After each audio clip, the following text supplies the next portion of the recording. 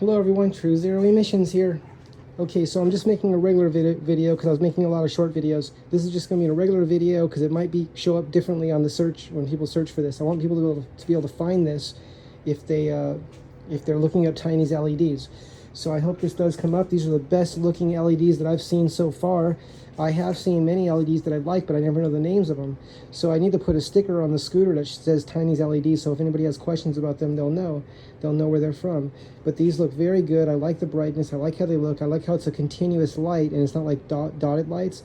Now, even though I said that, this Wolf King GTR scooter does have lights in space, like dotted lights, like the dotted ones. I like that. It looks good on there. But I also like this. I like both. So I'm really glad that I was able to have a chance to run this kind of Tiny's LED lights. And I'm using a 6-cell lipo lithium polymer battery, and that's packed away in here. And it's just plugged in there right now. What I'll do is just plug it in, unplug it as needed. I will need to find a switch that would be nice to use. Maybe the switch could just be mounted on the bag here. I'll look into that. Something really simple but reliable. Reliability is very important for electronics. And that's also the reason I bought this scooter. It's a Wolf King GTR, and this company has made a name for itself in reliability. They use extremely high quality controllers, batteries, electronics, and wires. The wiring is very thick and very strong. I've had a lot of scooters that just from the vibration of the scooter, the wires would crack. And after a couple years of use, I'm finding myself taking the whole harness apart just to change a wire because the wires can crack. There's so much vibration. This company has made an especially strong, durable scooter. They're using really thick wiring everywhere, and I haven't had any trouble with my previous Cabo scooters. Previously had a Wolf King GT Pro, and I was very happy with that scooter too. And that scooter went through a lot, and it still was, and it still ran like new. It had several thousand miles on it. It had over 2,000 miles on it, and that Wolf King GT Pro still ran like new. The battery still had, I would say it had full capacity still. I didn't see any degradation of loss of life of battery, and that battery was always fast charged. So, a lot of the internet will say don't fast charge lithium batteries. I've always fast charged my batteries. I'm not telling you to do that. You have to do that at your own discretion, okay?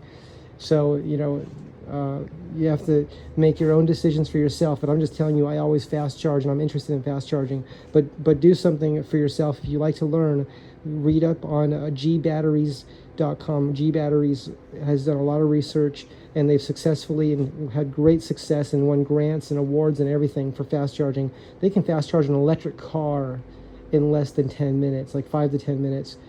And that battery has a longer cycle life, meaning they can charge and discharge it more times than a similar same car charged slowly. So what does that say? And I've heard that before. I've heard this my whole life. There's companies that have been experimenting with charging and succeeded at fast charging, but it seems to me that the way that those kind of chargers are going to get into the hands of the public is by the public studying the theory and making their own versions of it and sharing the theory of how it works. Because dominant on the internet, it can seem to be fast charging's bad. It's bad, it's bad, it's bad, right? Well, what are we talking about? Are we talking about high resistance fast charging? Or are we talking about low resistance fast charging, right? Never forget, the pulses have current at the beginning. So if we're pulsing the battery, if we're pulse charging it, right? Now that doesn't mean that all pulsing is the same. I'm just using those words. Now, there's infinitely different ways to pulse a battery when you're charging it. And I'm just using those words. I'm interpreting G-Battery's website and a lot of the research I've done from other people that have been doing this fast charging research. But I'm just saying, be aware of it and educate yourself if you're curious about this. I know there's a cell phone that's presently being fast charged at less than 10 minutes, and they're charging a cell phone at 260 watts, right? I love that. I absolutely love that.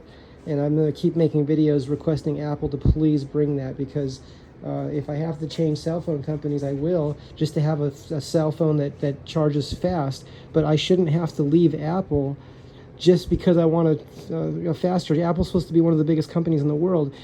I don't see why they can't make a choice of having a cell phone that charges fast.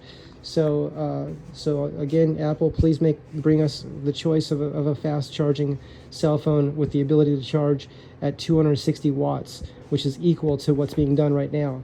I'm pretty sure Apple can top that because they have huge funds for research and development, and fast charging is not new. It's not a new process. This has been here for a long time.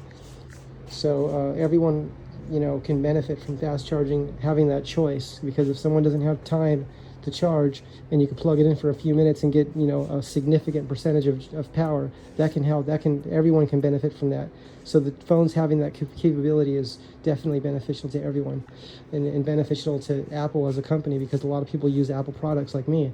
I'm using the Apple phone and the Apple iPhone, and I would really like to have the option for my next phone to be able to charge at 260 watts. So I'm going to keep researching that 260 watt cell phone, and I'm going to keep watching Apple to see if they're going to bring something out that's fast, that can charge faster. I know that a lot of people are charging their iPhones at 60 watts, which is pretty common for fast charging, but that doesn't compare to 260 watts, and I think that would be really great. Okay, everyone, Tiny's LEDs, and I'm super happy with these, and we'll see you in the next video. Bye.